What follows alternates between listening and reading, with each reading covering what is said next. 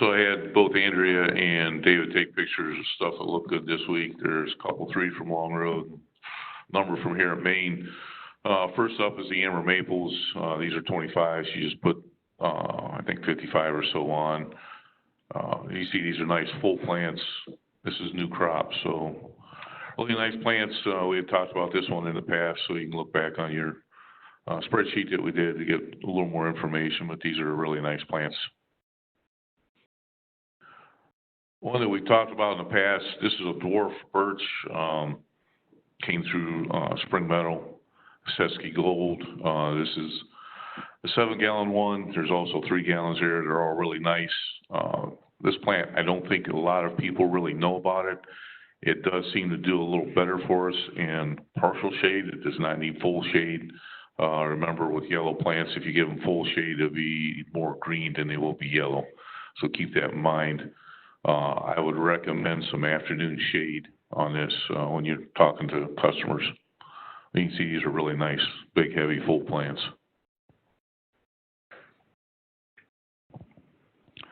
Another one of the unusual ones, this one we kind of discontinued a couple years ago. This is some of the last of the crop. This is Robinia.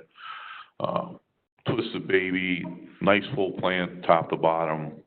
It will occasionally flower. I've never seen this one flower, but it will throw some flowers like most locusts. Robinia is in the black locust family, not the honey locust, but see they're nice and full. Kept them clean from leafhoppers as well, so nice plants. And we'll start in with Maine. A number of these are some of this stuff we've talked about. Abelia Pinky Bells. This is one that's come up in the past. We talked about it, I think, a couple, 3 weeks ago. You see the plants are still looking really good. This is the last of this crop, so you just need to move through this. And what you see over the top, which will have some more pictures of Lagerstromia later on, but you can see Lagerstromia over the top, both the foliage and the flower.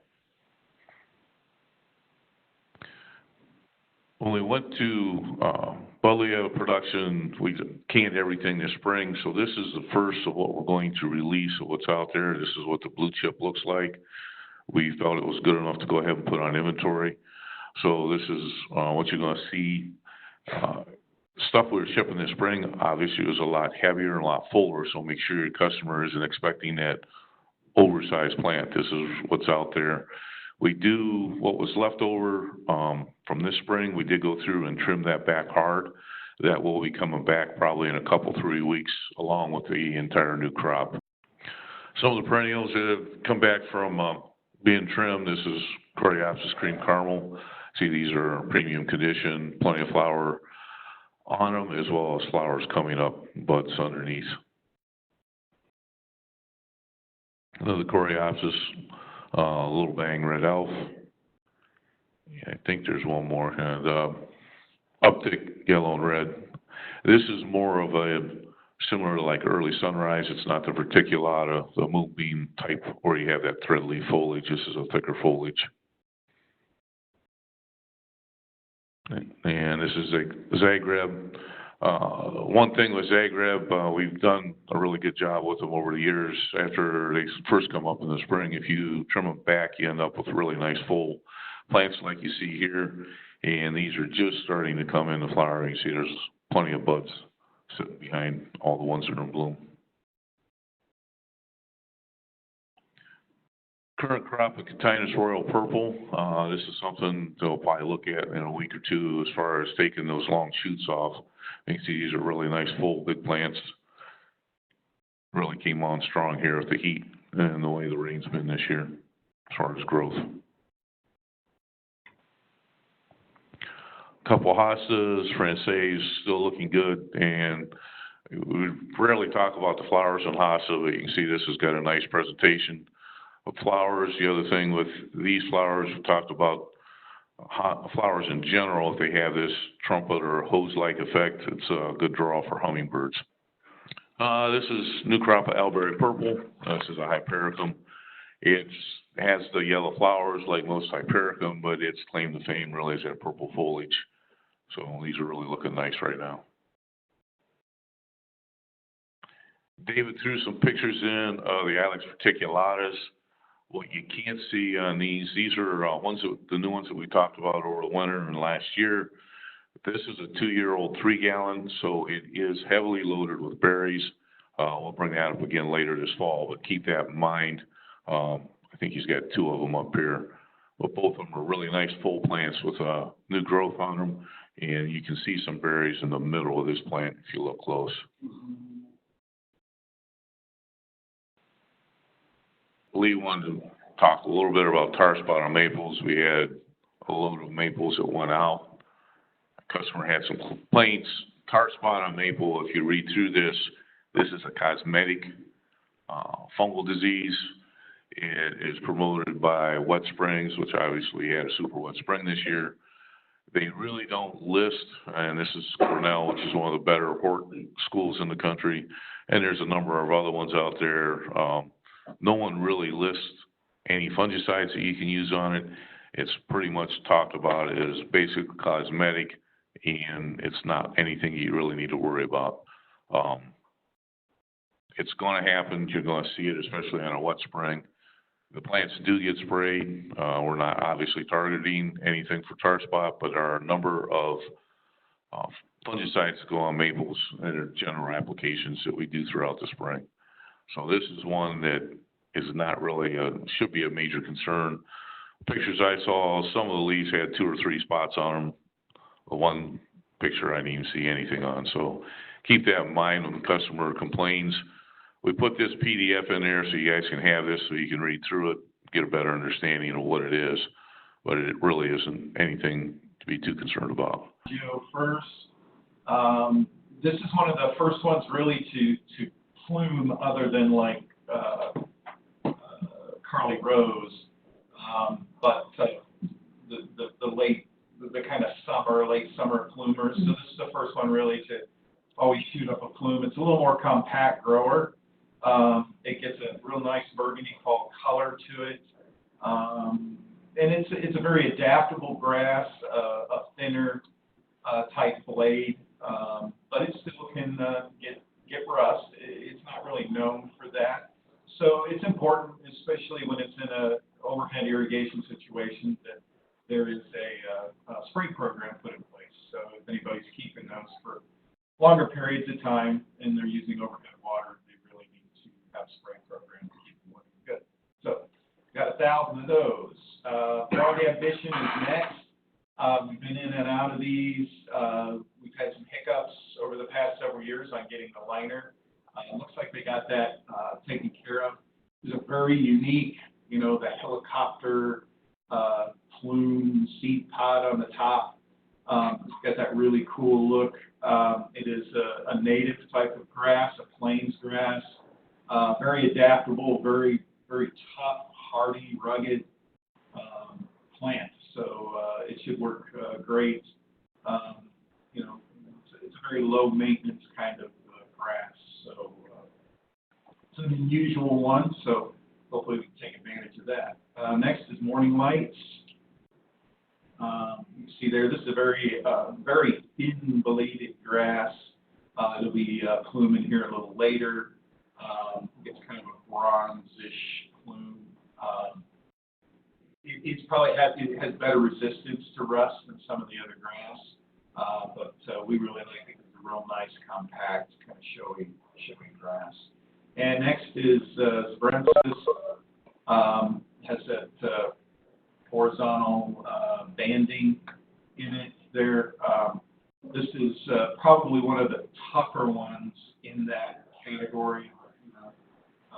Strictus is a thinner blade, but to get that wide blade, that really showy banding, this is one of the tougher ones out there. So it can really take, if somebody needs that shape, like a park, side of a parking lot or something like that, I would go with this rather than some of the other ones out there. But crop's looking real good. It can get rust, so rust sprays are important for the overhead irrigation. So. Next, to jump into a daylily, pardon me. We still, a lot of the daylilies are still blooming out there. But we wanted to show you pardon me this week. Has a real nice, that red bloom. It has a bit of a fragrance to it. not as fragrant as fragrant returns, but it does have a little bit of a fragrance to it. The big thing with daylilies is, treating for snails every once in a while is a good thing.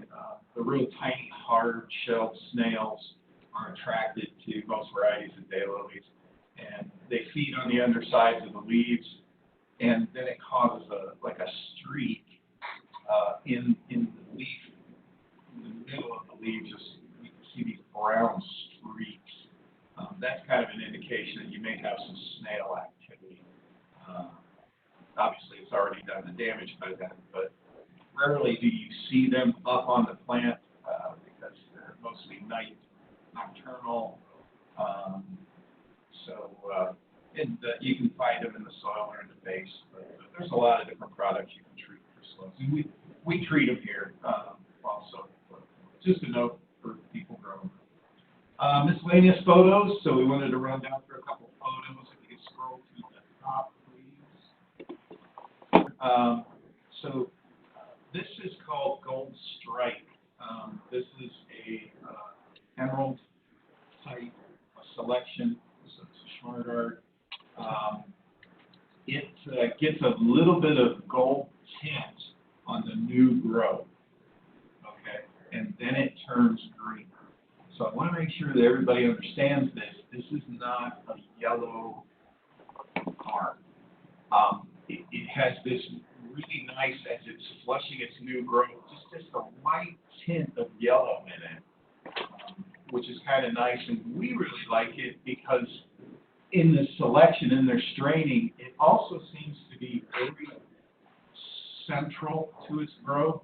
So it doesn't get that multi-leader in it as much as straight Schmargard might, even though we're selectively trimming the Schmargards to keep that from happening to us. This one naturally tends to stay centrally focused, so that's also a good point too. So it's interesting. It's the same pricing as our Schmargards, and it's just something new, a little different out there. But it's called Gold Strike. It's coming out of British Columbia, Canada area. That's where the breeding was done. So it's got real good qualities for northern markets. So, Chicago areas, Michigan areas up in there should do very well with this art, with winter burn, winter wheat. Believe it or not, this is a not a live picture, but a picture from this morning. These were trimmed. So we put a light nip on them, not the, when we did that 8 days ago or something like that, 7 days ago. It is amazing how much growth we got. That's from the heat. That really shocked me and surprised me, but you can see how nice these look. We can't pull the whole group, but Cheryl and I felt very confident that we could pull 500 that look like this, Crimson Cuties. So we decided to get another 500 on, and we'll roll with that. So this is a bit unexpected. We were shocked by the growth, but they're ready to go, and I have no reason to hold them. So we wanted to get another 500 out there, keep evaluating the crop. If it keeps flushing like it is, I hope to be able to keep adding more on. But there's 500 there. So have at it. We can start pulling those Monday morning. So, all right. Next is Ligustrum oviflorum, which is California privet. It's new for us, but it's been around for a very, very long time. This is a request to really bring in for the, a lot of guys use it in the, seems like in the Pennsylvania markets and through there. It's actually listed as an invasive in California, which is interesting. But since we're not shipping to California, I think we're okay. It's probably one of the better hedge privets out there. The name tells you about, oviflorum. It has kind of an oval-shaped leaf. That's where that's coming from. It does really well for shaping and trimming, responds well. and we have it in as fairly reasonably priced. It's not a program plant at all. Just a tough, easy to grow, hedging type of material. So I'm going to show you that. That's a new one for us. Next is Salix purpurea vena. And there we go. We like it because it doesn't really get too out of hand. You can see here, nice shape. We haven't done much trimming on this crop. Hole in the bottom. Very adaptable plant. We can really take, obviously, since it's a willow, it can take the wet soils, and you get that really nice silver blue color, which is just striking right now. So this is a good one to have around for visibility on lots. Your eyes really go right to it. So for people who are looking for something with foliage, striking foliage color, I would definitely consider bringing these in, wowing some people.